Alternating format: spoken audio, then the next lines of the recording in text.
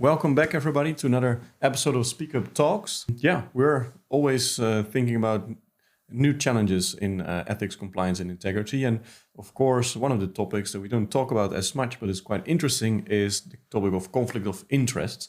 So Tim is back with us today, our CEO. Nice to have you again, Tim. Yeah, happy to be here. So I'm excited to talk about conflicts of interest.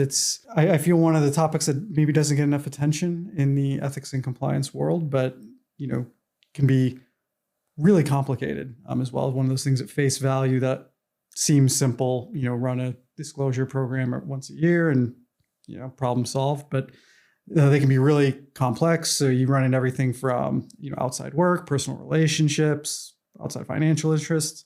And while there's often a lot of policies in place for how to deal with these, it's not always clear for the employee that they need to disclose something. A lot of times employees don't even know something they're doing is a conflict of interest. And then you run into all the challenges from a culture perspective. For different companies have different ways that they work, different freedoms they allow employees. So there's not always a standardized viewpoint of what conflicts are across different organizations, different countries, and so on. So it's a complicated task, but it's also a fun one. Pervasive than, so to say, the whistleblowing topic that we normally talk about, where you say, this is wrong, you say something, and now we have a situation where the conflict may be a lot more unclear and undefined. Exactly, and as we'll get into it, you often run into those two items even coming together. You have whistleblower, speak-up programs where people are reporting on conflicts of interest, and then there's the disclosure program of conflicts of interest, and how do you marry these two things up? So it's permeates throughout the company. Exactly, and whistleblowing, conflict of interest is kind of a category of issues that could be at hand, but it's not the same as actually managing a conflict of interest program. And that's of course great to talk about how also technology can assist organizations in achieving a successful program. But maybe before we dive into that, let's get a little bit more clarification about what is a conflict of interest or the type of conflict of interest that we're talking about here.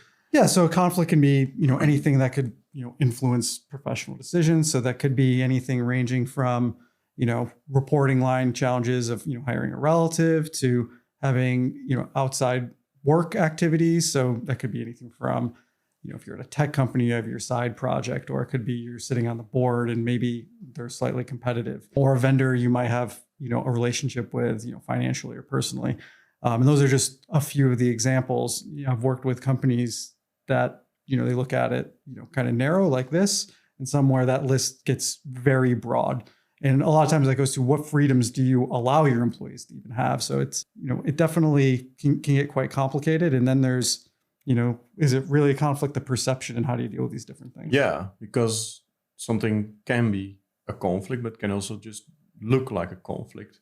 And in the end, the conflict doesn't have to be a problem if you manage it right. It's not that you want to stop things. It's being aware of it, building the right, mitigating measures and the right controls in place, ultimately to still be able to run the business and, be transparent and build trust with the organization.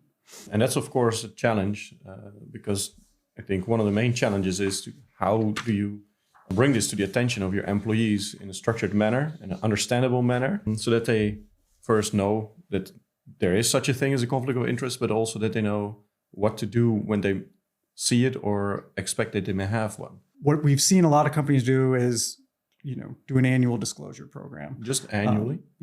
That's where people get started. And half the time I hear this is, Survey Monkey and an Excel spreadsheet and, very exercise. And the problem with that is, it's once a year, things happen in the middle. But then also when you're rolling this out so infrequently, people just aren't aware of it. And again, people then have to think, what am I doing in my life? It has a conflict, and there's no proactive nature to that. And again, I think one of the biggest challenges, people just don't know the things they're doing might be a conflict of interest. So it's also education, really about the topic itself, besides the awareness, because awareness you can create, of course, by sending out some emails, campaigning, stuff like that, or onboarding training. But the education and the thought process around is also a challenge. Definitely. So, we've seen there's training programs, there's policies, but how do you being able to unify all of these together into, a holistic program? Yeah. Something that is often missed. And it's one thing when you walk through the process of really dealing with it and all the challenges that come into reconciling all this information and the time sink that goes into that, it can be quite frustrating for compliance officers to try to understand, someone had something, is it still a conflict today that it was earlier? Has that evolved? Has our business evolved? So exactly. Bigger companies do acquisitions, things change. So something that was true then, or maybe something disclosed that wasn't a problem, all of a sudden might be.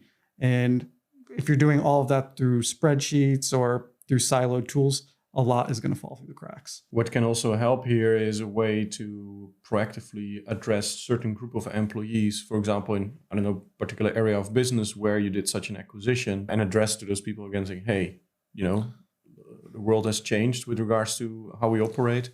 Can you reassess this? Is that a common thing that organizations It should do? be, but you don't see it as often as you think. Most programs, when we talk out there, they're doing annual disclosure programs. They don't have an ad hoc disclosure program to combine with that.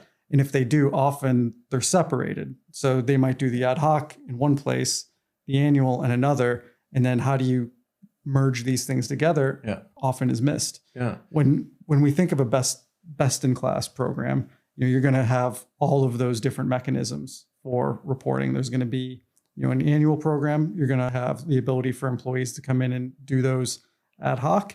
There's going to be a way for them to easily understand if the things they're doing are a conflict in a consumerized way, and then the ability to actually target certain audiences when changes in the business arise. So that could be a variety of factors that make what was true today different from tomorrow, and you want to be able to easily isolate those and deal with those specifically. And is it typical for organizations, say from an HR perspective, to take it into account as well, where people internally develop their careers into more influential positions, where this topic is readdressed as well? One of the companies I've worked with who has one of the better programs I've seen, they run different programs for certain different employee audience. So if you're above being a VP, for example, there's a different process that needs to be followed than if you're an employee, maybe in a different group. And because the risk is different, as you get higher up in the organization, there's, you run into more of the financial type of risks that come with, being an executive. There's also the pre-hire part of it. So when you're onboarding new people, particularly executives, they may have holdings, they may have board appointments, they may have other outside activities, and that can be part of, hiring talent. So if there's you versus another company trying to hire the same person, your ability to understand those conflicts and deal with them quicker is going to put you in an advantage. So there's also perhaps some connectivity with political exposed persons as well, right? 100%. That ties into this conflict of interest area. Yeah, I mean, conflicts can just get so broad, and where do you draw the line on it? Oftentimes there's things like gifts and entertainment type programs. Sometimes those are split off, but they often fall under the general umbrella of conflicts of interest as well. And then who are those going to? And then, getting into political activity, and that can vary depending on countries throughout the world. So just creates all this complexity that needs to be dealt with. So challenges for large multinationals, right? So what do you think is typical for an organization? Do they have more professionalized tooling in place for tracking this, or you reckon that most organizations are still based out of that Excel type of situation? I think most right now still don't have focused tools on this. That's what we've seen. So it's getting better. But when you compare it to the adoption of tools like, having a SpeakUp program, having a third-party risk program, having a formal conflicts program that is well-tooled with something fit for purpose is much lower down the risk list. You still see a lot of homegrown. So that could be anything from Excel to using SharePoint to, as I mentioned, SurveyMonkey, something I've heard more than once. Those, work for parts of it, but they all have gaps and flaws that don't come together for, the holistic program, and being able to connect between all of the different things that fall under conflicts of interest, which again, that's coming from SpeakUp program, that can come from your third party program, that can come from your Gibson Entertainment, so on and so forth. So really need to be able to connect the dots. Somebody may be actually making a whistleblower report, maybe like an external supplier or something like that is reporting, saying, hey, this particular person also has that particular relationship, that doesn't sound fair. If you have all your data connected, I understand it will be more easy to identify, did we know about that in advance? And if so, did we mitigate it or not? Absolutely. And the mitigation part you mentioned is one of the parts that, again, when you're using these homegrown tools, I think most companies are doing mitigations, but can you actually track and report, and do you have the documentation of how you dealt with that? Because also when you think of the process, there's precedent involved in those decisions as well. So how do you use the decisioning you've done before to guide, people through that? Because one of the challenges with a lot of conflicts programs, and I'm sure all the compliance officers listening in, compliance officers are a small and mighty team that is serving a very big company. So often in conflicts programs, the first line of review is not in the compliance office, but might be with their line manager or someone within the business. So how are we enabling those people to make the right decisions as it relates to conflicts of interest, so that all the burden doesn't fall on a very small staff? So it's how do you empower the organization, and proper tooling is a great way to do that. So within these kind of tools, there are also guidelines for line managers that they could rely on in making their initial assessment. And I think this is also kind of that balance which you mentioned with the gifts and entertainment policies, where there's kind of a budget limit from where another level of management is supposed to have an opinion about whether it's okay to receive certain gift, or whether the gift is actually now constituting conflict of interest. This is the thing that's a lot different from, like a SpeakUp program to when you get into a conflicts program, is the interaction with the business is much larger. Yeah. Compliance doesn't necessarily know if it's a conflict. They need to interact with different groups within the company. So as an example, if you're a big tech company, you allow your employees a lot of freedom to work side projects.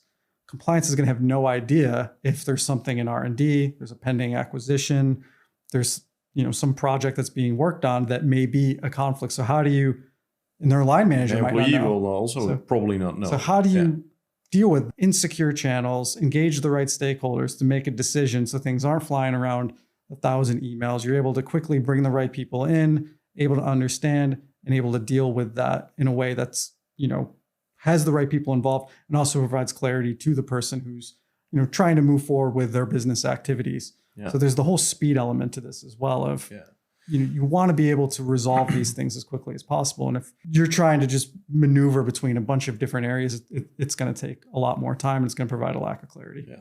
So this is very insightful. And I think what I hear from you is you have quite a view on how things should be. So from a technology perspective, and of course, technologies like AI, what do you see for the future? AI is going to be very interesting in conflicts, in how it interacts more broadly as well. So for one, conflicts is one of those areas where there is that upfront lack of clarity. So rather than everyone going in and submitting something, there's that pre-triage step of just being able to ask, hey, I'm doing this. Is this in policy or not? Is this something that I should disclose or report or not? Which can help also on the compliance manager side. If there's things that are out of scope, those things are dealt with before they even get in there.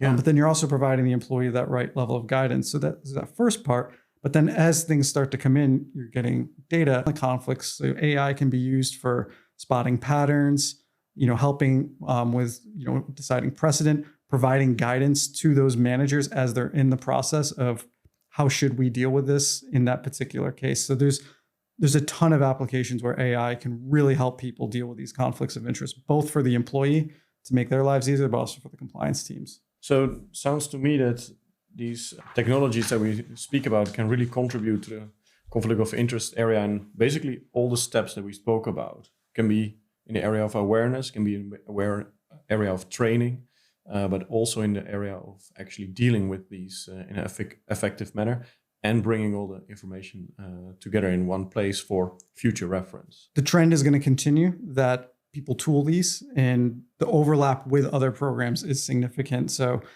when people look at tooling, being able to combine it with data like from their SpeakUp program or other parts of their organization, so you have that view of what are the different activities going on, and you're able to easily close things out or connect the dots between different areas and understand where your risk truly is. So that's the trend that we see, and that's going to continue to be adopted throughout. It always starts with the bigger companies, but ultimately, and over the coming years, more and more of these programs are going to be deployed. Thank you, Tim, for your time today and all your insights into what the future may hold. And audience, thank you as well. If you want to see more information on the interesting resources we have, please check out the website and hope to see you at the next SpeakUp Talks.